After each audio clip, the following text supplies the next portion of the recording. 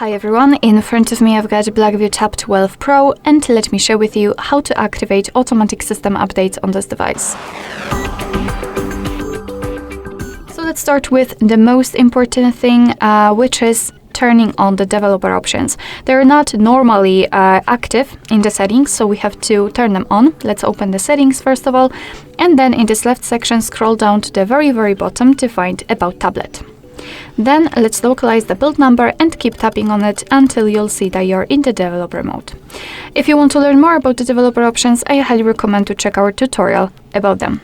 So after activating, just tap on the system, which is right above the About Tablet, and tap on the developer options at the bottom of the list.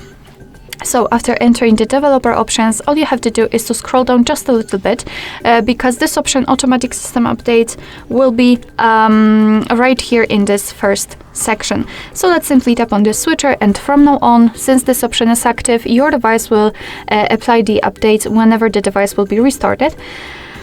So as you can see, you do not really have to manually update your device. However, remember about restarting it from time to time so it will have a chance to actually apply the updates. Of course, you can turn off this option just by tapping on the switcher again.